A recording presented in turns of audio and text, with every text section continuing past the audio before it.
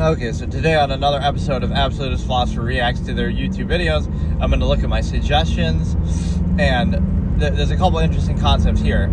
Like, let's talk about like the whole basis of even doing it like this. This is almost the equivalent of doing like voice notes or something like that. You're not doing it for any reason, but you're just recording a thought or an objective observation or whatever it is.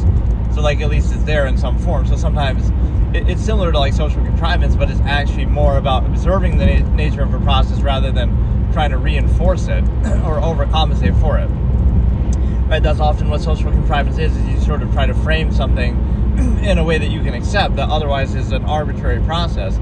Doesn't mean it's bad, but it means it's not specifically validated, exclusionary to everything else. And the reason why you're doing it is often non-choice reaction, empirical basis, unqualified empirical authority, exposure, etc. Just that, something's established. Things are the way they are because that's the way they're meant to be, kind of a fallacy way of thinking. So it's a way to specify something in the sense that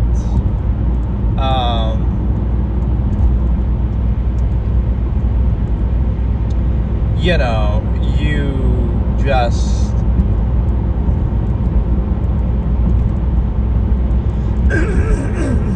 how can I explain it? You're basically in a position to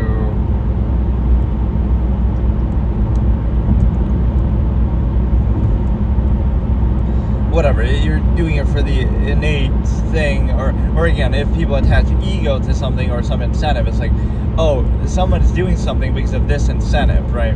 Like, oh, it's something stimuli acme, or oh, it's zero-sum means. But everything in existence and in life can be tied back to that, right? Even like family, oh, you're doing it because it's a stimuli acme preservation, or you're doing it because of their nearness relation to you, non-invasive self. Like, everything in life can be traced back to some incentive.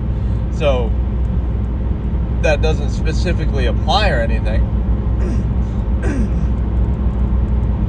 And even not that, but like also the ego attribution, like, oh, narcissists and social media. But like, in a way, I'll kind of clown that perception a little bit because it's narcissistic to take a video of yourself doing something and post it to social media, even though on one hand, people clearly desire those things. Like, those same videos get millions of views, and the same people criticizing it might be the very same ones who watch those things or celebrate those things, right? This sort of cult of personality base is not really based in merit or standard or anything. That's number one. So you reward those sort of things, or at least people desire those sort of things. But second of all, it's like the self-awareness cognitive dissonance issue that like, oh, somehow we've lost the meaning of something, like, oh, the internet or social media ruined something. But all it does is cast more exposure on it. So you're trying to tell me self-awareness of something makes it bad? Like, so, oh, somebody makes a video of them doing something, and that makes it bad or fake or artificial. But if you were to do that same exact thing, it's not any, like, so in other words, you're criticizing the form of it. Oh, if you took a Polaroid picture back in the day, that's good. But if you take a thing now with an iPhone or something, that's not, like. So on one hand, it's what people value, like, okay, all these filters, all these fake things. It's like an escalation fallacy that, oh, if we see, oh, AI and filters, those are bad, those are fake, but makeup is just okay, or, clothing is just okay. So, like, every generation only sees the new machination process, only the new method of fakeness, only the new mode of control, but you take for granted and accept as default the last, right? Makeup is fake. Clothing and, the extent to which we nail polish and dress up and all these kind of things, suits and ties, all of that is fake too. None of that is you. Anybody can wear those, anybody cannot wear those. It's not part of you, it has nothing to do with anything. So those are fake too, but you take them for granted and default, and you're controlled by those. So now the new machination process comes in, oh, but now we have filters, and now we have, different things, and it's like, oh, that's fake, that's artificial. But everything is fake, not just some things. Right? If you want to be authentic, then be your inherent naked self in nature, nudist colony, and that's real. So, right, this notion of, it stands out more, like, oh, you're used to one form of control, even though it's a form of control and artifice, so you take it for granted, versus you're not used to another, so you're not used to another, or a new one's emerging, and you'll kind of criticize or identify that only specifically, but you don't see the one that's already present or the ones that are already there. And so part of that is also the fact, again, of ego. Like, everything is egotistical. When people write in a diary, that's egotistical, right? Their own thoughts, their own, who would care about that? Or they're not doing it for anybody else even. It's just closure on their own mind, or they're giving them, frame of reference. Or it's like people lose the purpose of something in and of itself. Like, you could just think just to think because you're a human being and you have a brain. Not that, you're doing it to try to sell a book, or you're doing it to try to make a certain point, or you're doing it to try to reinforce a certain thing. Right? You could just do it on an observational, natural basis. That's the natural state. So what it means is basically that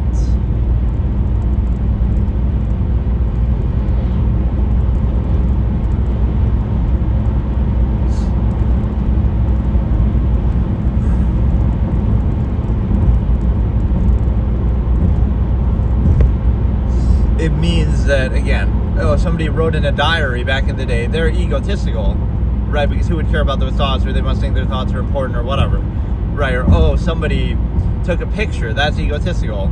Somebody, so anything anybody ever does, you could attribute some ego to it. And you might say, well, if you're some like established celebrity, that validates you. Like, if Jay Leno's talking about stuff on late night, that's validated. But if you do the same thing, you're egotistical. If you do the same thing on social media, that's egotistical. It's like, but you would never get to that point unless you started somewhere. Maybe the next modern, new Jay Leno will be start on social media, and then they'll get a job or on the thing or whatever. So it's more like an antiquated thing. That the old generation is used to having everything sort of spoon-fed to them. If it's on TV, it must be valuable, it must be right, it must be true, like the news or something. And if it's not, then it's like, freedom is bad.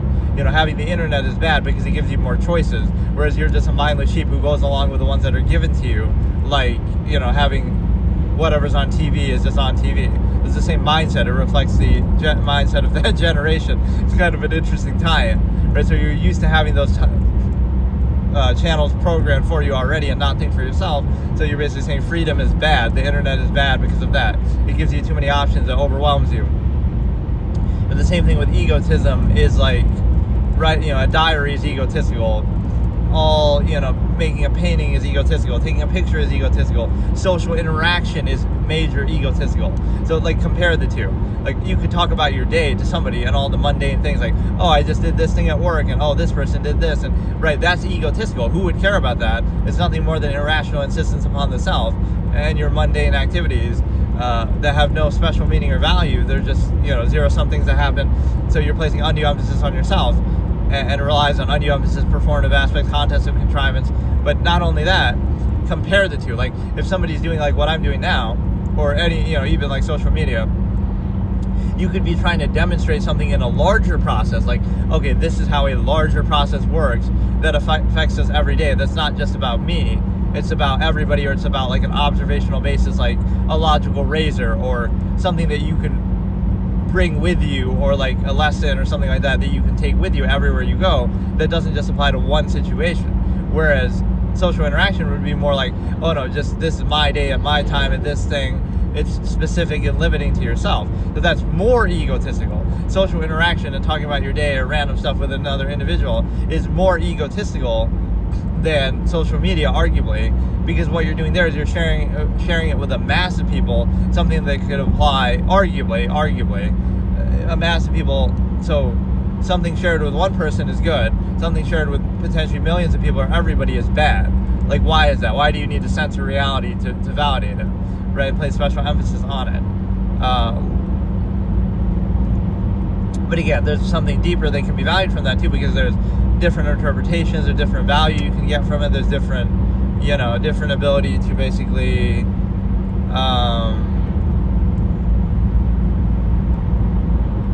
it's a different ability to do something like, you could be trying to illustrate something more significant. There's like, that could be attributed like, it's egotistical, but wouldn't it be egotistical if I talked about my day instead of talking about existential philosophy that doesn't directly relate to me necessarily? Whereas like, you're only doing this for such and such reason. Like, somebody could attribute ego in anything. So they'll say, somebody's only doing a certain thing, like let's say social media or whatever. They're only doing it because of blank reason, right? They have some incentive, like, they want views, or they want, whatever it is. They want, attention, or there's some sort of I don't know how you say it, but instead, like, oh, but everybody does everything in life for that reason too, even social interaction on an individual basis, right? You're doing it for social gratification, or you're doing it for something, like, right? You're not doing it for no reason, so you're doing the same process, but again, it's almost like self-awareness is the enemy. If a person does something, it's fine, right? They interact, they're saying something to one another, they're talking, they're hanging out. That's fine. But if you were to record that same exact thing, that makes it bad somehow. Or like, oh, people act differently in front of the camera and artificial, but people also act differently in front of other people because social contrivance is like that, right? You're not going to act the same way in your room as at home as you do with friends, as you do with family, as you do at work. So you're kind of reactionary to the structure around you. And so, you know, again, you can attach ego, attribute ego, and the reason why is because, right, you can do that with anything, like the incentive. So,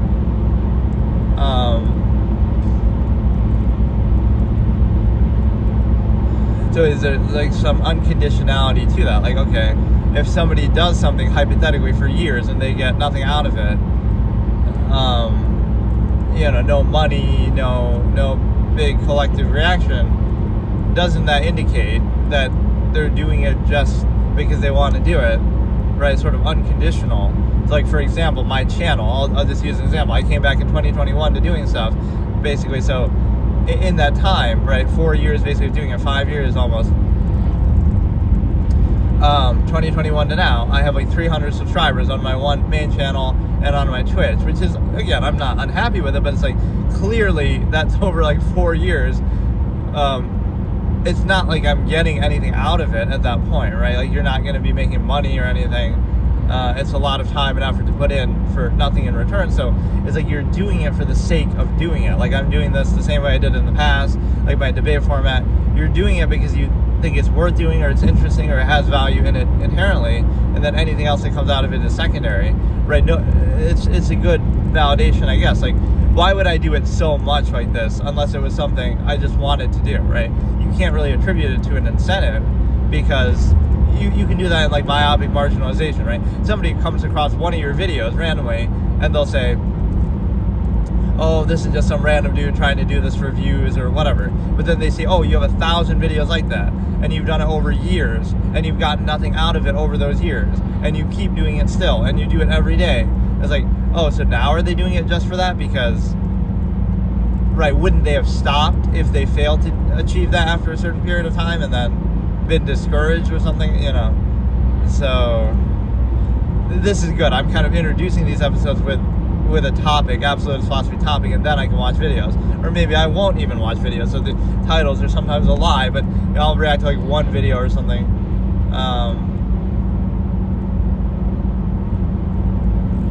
I just don't even know what to watch.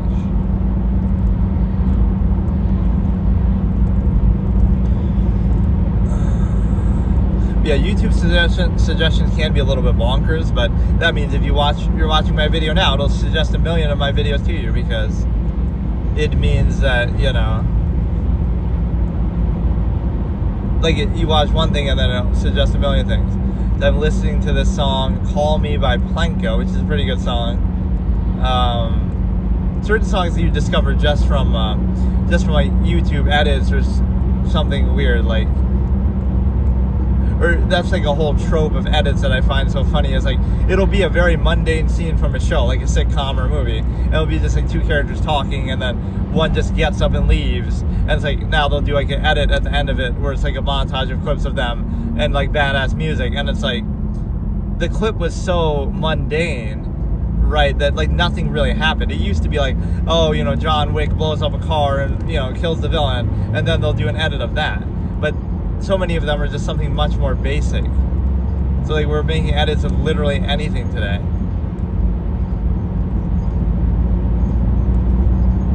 But yeah, it makes you realize like the appearance pretense form of it, like what I was saying before, is basically the idea that, I don't know, or you could almost do like a radio thing like that. Like modern radio could be not playing the music and then talking in between. Modern radio could be like a streamer doing that, right? They play music in the background, that whatever they're allowed to do because they're have some music deal, but they play music in the background and then they talk over it, right? And it's like, oh, they're using it as a background, so it's radio background with commentary in the front of some streamer, like what I'm doing now, as if I was playing the music, right? I wonder, I guess people do that somewhat. They'll be playing chess and they'll be playing music in the background, but right, these are sort of similar songs. Willem Lane, Particles, or I could react to how YouTube comments itself.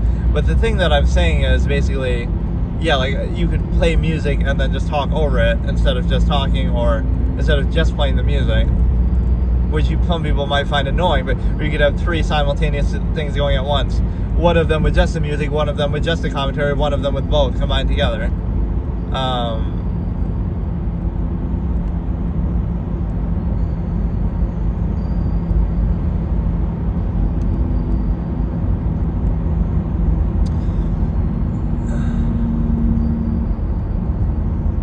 Really, there's this like layered thing with music that sometimes you hear on headphones that you don't hear normally if it's just speakers or whatever.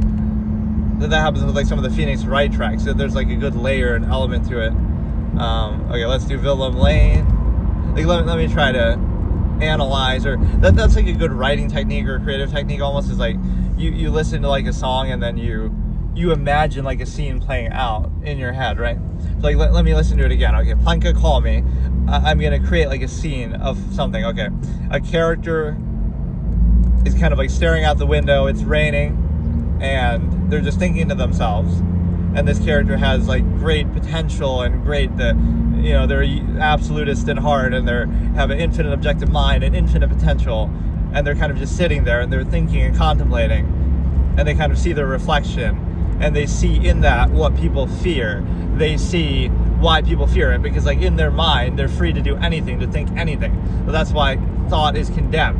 Oh, it makes you crazy if you think to yourself or talk to yourself, because now people can't predict what you're going to do, and they can't control you, and they can't influence you. So then he's looking out the window, and then he is kind of planning things, or kind of bottling things up, but in a good way, because it's like, okay, he might be tolerating that moment of, it's like a painting, you could imagine. He's tolerating contrivance, but or like the reflection of him in the window could be different than his actual face. So it's like, he might be tolerating and putting on a face to endure contrivance. Like, okay, I'll play along with this unqualified empirical society that I'm forced to be a part of, but I know better. I see through it, right? So he's looking out the window and he's seeing the reality of the world, and he knows it, but he can't express it because society will punish him, or it won't let him act on that. So you have like the more, he's maybe like looks more normal in the, you see his face at an angle, and he's kind of more normal, or even pretending to be happy, but then in the reflection he's kind of sullen or normal. It's like, okay, I'm putting up with this, but I don't vouch for it. I see through it. No matter what you do in life, it's artificial. You're nothing more than an animal, and you might think, oh, that's a bad thing, but you're an evolved animal who has immense potential, which is not realized because society holds you back and inhibits you on the premise of some negative, like you're guilty until proven innocent. And so therefore, it uses the potential negative to inhibit you from doing something, even if you've not done anything wrong, right? You're subject to so much of that unqualified empirical authority, fallacy of permission, right? Just, because you could do something wrong, because people could do something wrong, therefore you're inhibited, not because you actually have done something wrong. And then also it's the idea that, again, the mind is infinite objective potential, and you're able to see that that's inhibited and reduce the physical externality, the nearness, right? So you reduce the infinite objective mind to your immediate physical self. So that's the image I'll leave you with that song, is like this character looking out the window, and their face is kind of seems normal and happy and content, but then the reflection in the mirror is more sullen, or more like they just not even serious, but they see through it. They see through the artifice of contrivance. They're just putting up with it, and everything is a front, and everything is artificial. So in a certain sense, you could say, oh, that's them being fake, but it's more them being aware of the nature of the process that everyone else is controlled by, that everyone else isn't aware of, that they're still aware of, and they're playing along with the artificial contrivance. So is it really their fault for being fake? They could not play along with it, but then that would be met negatively by contrivance. So you're pressured to be fake, but not acknowledge it's fake. So the difference is the awareness. You pretend it's not fake, or you just don't think about it, versus, oh, you're aware of the nature of the process, and you play along with it. And so again, you're attacking the wrong thing. You're attacking the awareness of it. Well, that was kind of cool. So again, that's like an image that came to my head of like, okay, this character's sitting there and they're looking out. So they're looking at like all their infinite lost potential. They're seeing the infinite objective mind in that. But even if somebody looks at them, they think, oh, they might be sad or they might be this or that. It's like you're attaching something to it. But what they're seeing in that moment isn't what's outside the window. What they're seeing in that moment isn't something that you could understand or explain or anything that their expression or behavior would show you, right? That's the difference. A person's mind can be anything. You can be thinking about anything at any time. Like I'm driving in my car right now and you can kind of see what I'm looking at, right, from the passenger side. You can see the road, but that's not what I'm thinking about. I could be thinking about anything else, and even like, oh, I'm reacting to this song, but pretend I'm not reacting to anything. I'm just thinking. Anybody can think anything at any time, and it doesn't have to be limited or reduced to or reliant on your immediate physical state and externality influences around you, right? That's the difference. Is like, here, I'll listen to it again. I do sometimes have that like obsessive personality with something, like where I'll listen to it something over and over like a million times. Yeah, that was a good example of like a creative technique, right? I'm coming up with that sort of inspired by the song, because sort of, I mean, whatever, but I can picture that. There's nothing more than a character or a person just sitting there, but it's like this element that you see through, right? That's what the song has, the element of like mysterious, something mysterious brewing beneath the surface, right? Like you look at people, but you see through them, or you see the reality despite the contrivance in front of you.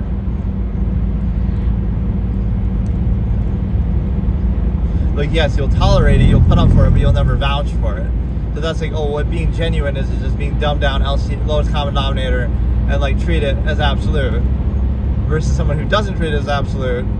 So it's the treatment that is the issue, not the reality. The reality is the same, right? What's happening is the same. But somehow it's this egotistical, human-centric view that actually is used to control people in a subversive manner, that you can be aware of the nature of the process despite practicing it or playing along with it, which is debatable as to whether you should do that, or, again, that's very cognitive dissonance inducing, but it's like the, again, false inherent contrivance response, you need like fallacy of permission or ego to justify something, or everything is always, again, attributed to myopic marginalization way. So yeah, social contrivance is the lowest form of thought, and it's even anti-thought to try to counter it. So it's not something that you should, but that's why people are controlled by their egos, that like nothing is impressive. This is the expression I sometimes say, nothing is impressive. Everything is in zero-sum self-interest. So either you do it more or less efficiently, and you do it for your own benefit. And if you don't want to do it, or if it's a struggle to do it or a challenge to do it, then do something less, even if you get less benefit as a result. Or, right, like it's relative to the means that you get out of it. So you're doing it by choice, for the benefit, for the zero-sum means, whatever. And if you don't like doing it, then don't do it. And do something else. Again, be a minimalist, remove the need. So there's no ego in any of that. Either be an absolutist, do it more efficiently, but even then it's only for your own zero-sum self-interest. So it comes from like the overextension that you're sacrificing to a collective subversive state. But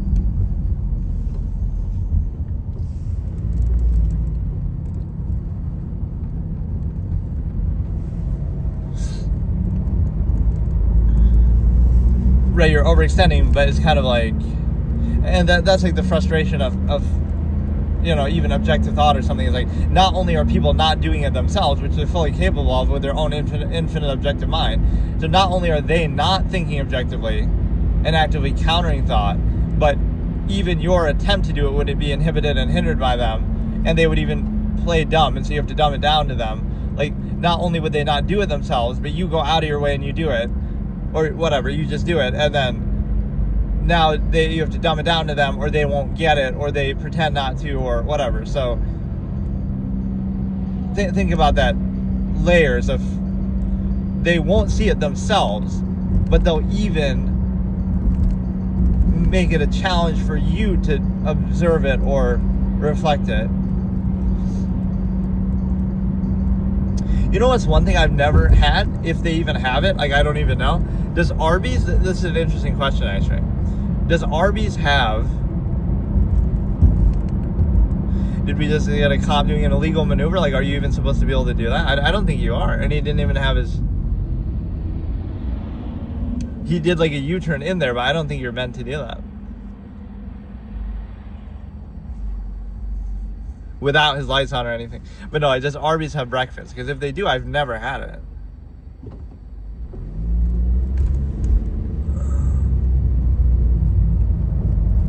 That is so interesting. Arby's serves a limited location-dependent breakfast menu from 6 to 10:30. Breakfast sandwiches, bacon, sausage, ham, egg, and cheese. That is so interesting. Yeah, in my whole life, I've never had. I'm pretty positive. Like I said, I barely even knew that they had it, or maybe they didn't always have it. I imagine it'd be similar to like Wendy's, but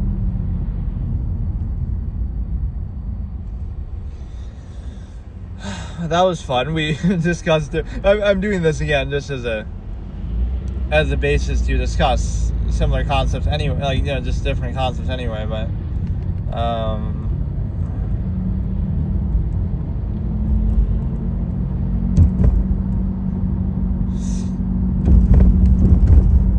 yeah, like there wouldn't be any ego or gratification, because again, it's a zero-sum process. So you either do it more or less efficiently.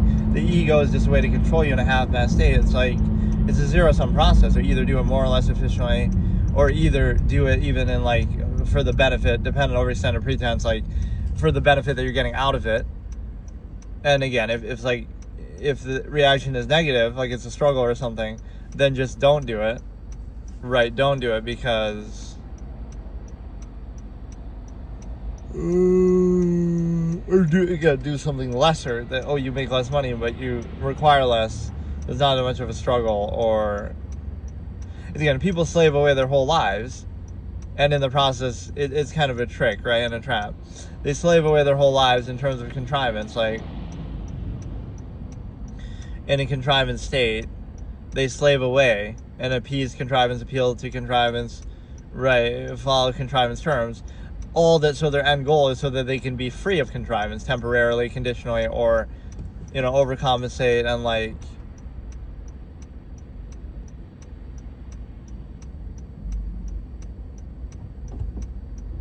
you know, you work your whole life and adhere to contrivance just so you can be free of contrivance, just so you can save up enough to be free of contrivance. So your end goal is similar to just like, oh, you could just live out in the woods and you're free in nature. But no, you save up your whole life just so you can buy a log cabin in the woods and a plot of land so that you can be free in nature. Like, why should you have to go through all those hoops to do it? Right, it's the same result that would be more available to you in nature.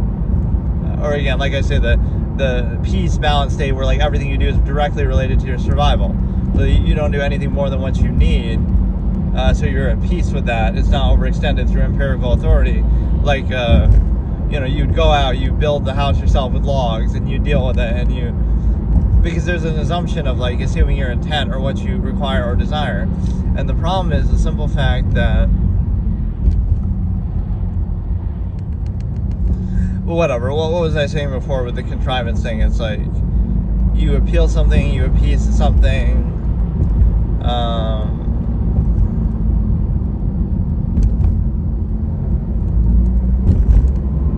You know, you work your whole life through contrivance to be free of contrivance, or you also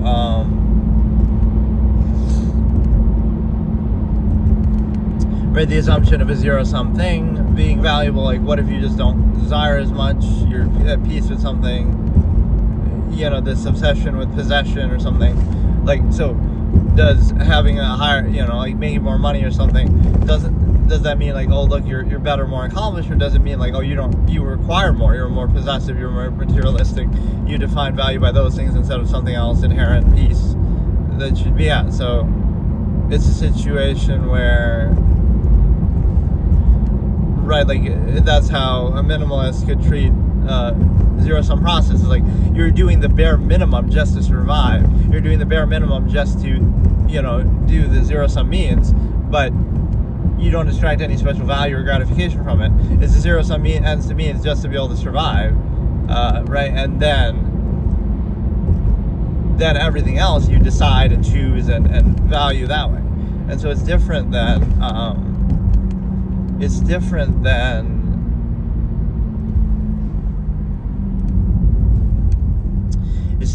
the ability to basically say that you're attaching ego to it or something else.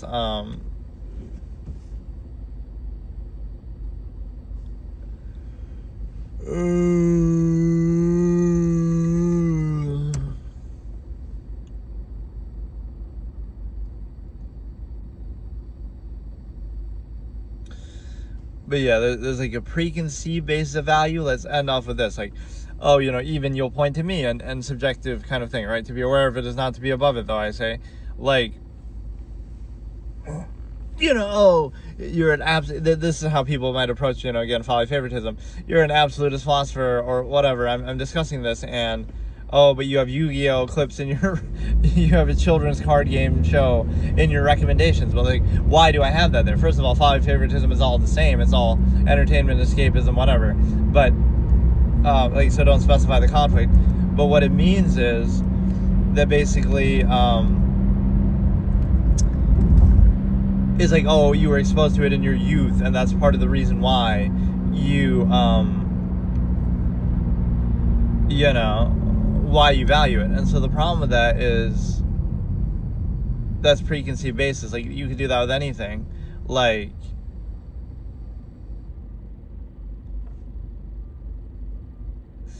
value is like that. You value things just because you were exposed to them when you were younger, so there's no special meaning to it beyond that, and that's how often everybody's intentions are. So that's why I talk about self-actualized from an inherent based state, where you use like a criteria or standard, or you'd have to experience everything, or you're more open-minded and decide things from that way, instead of just insisting upon things that you didn't choose, that you were influenced to experience, exposed to in your youth. And then the other aspect of that, the flip side, is the simple fact that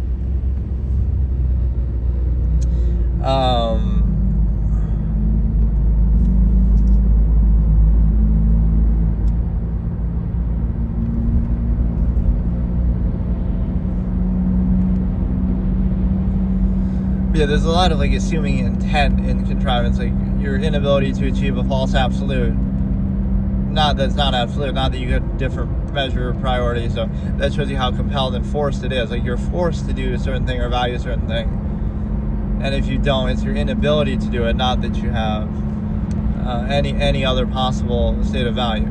And so the one thing I'll say is the fact that, it's like the false absolute default state that you're in, but it's not default. It's a choice. It's a, it's a,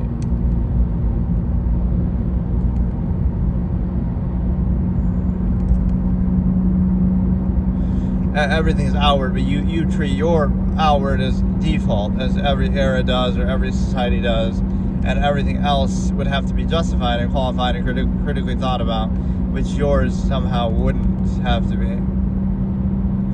And so,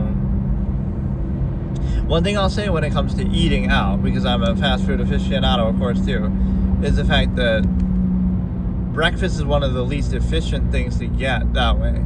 Right, if you were to try to plan, like, let's say you're planning a meal, like cost-efficient meals of lifestyle, breakfast would be the one that you should least get from outside, because it doesn't really last the whole day or something like that, right? Whereas, like, okay, you could get a pizza and that could last you the whole day.